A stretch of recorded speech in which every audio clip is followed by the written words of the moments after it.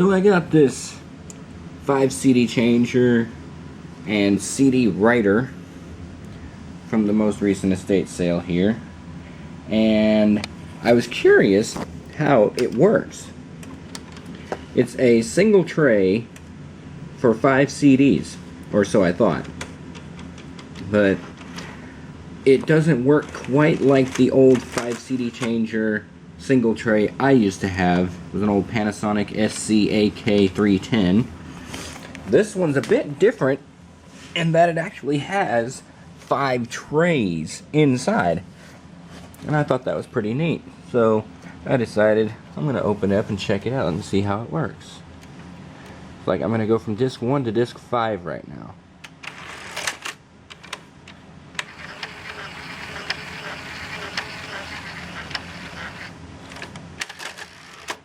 So there's disc 5, and it comes out like it's the same tray, but it isn't. I thought that was neat.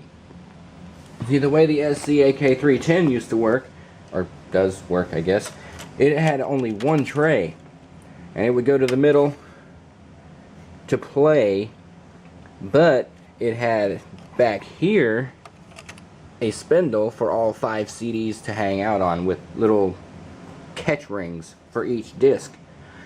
And then when it goes to change CDs, it would take the tray back, take it back, load the disc to the spindle, remove the tray, move the spindle up or down depending on which disc you were going for, move the tray back into it, lower the disc onto the tray, and then bring it back to read position.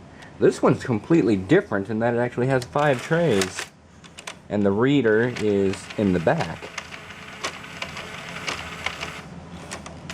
And there's disc 1. So we'll go from disc 1 all the way to disc 5.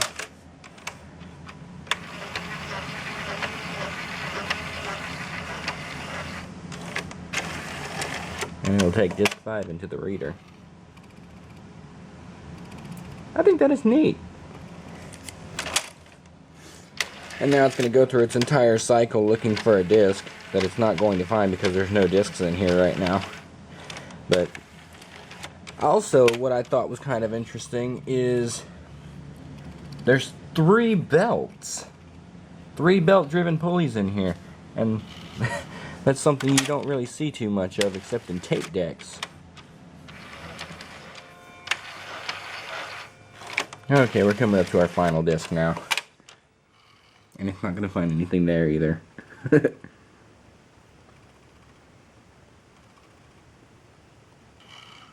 Yeah.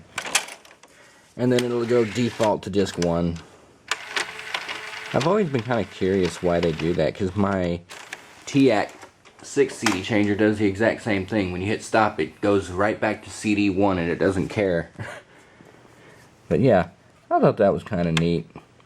And there's the other motor in there that controls both the container movement and the disc eating movement. Everything, it's all pretty cool. And I just know there's like 20 different sensors in here, and if one goes bad, oh no, the whole thing is not going to work anymore. So yeah, pretty neat. Neat stuff. This whole thing's going to be for sale here pretty soon. I have no use for it. I've got a 6 CD changer and I don't need a burner because everything that this thing can do, my computer can do better. So yeah, it's going to be interesting.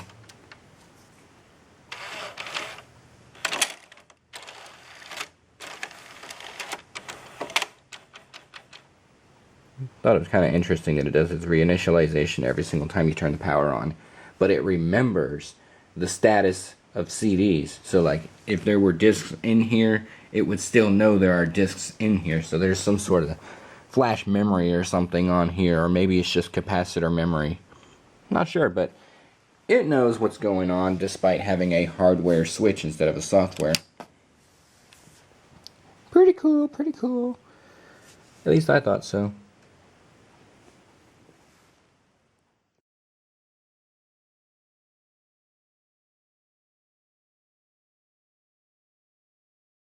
There's also a second motor somewhere in the bottom there that I can't see from up here that tells this arm to move.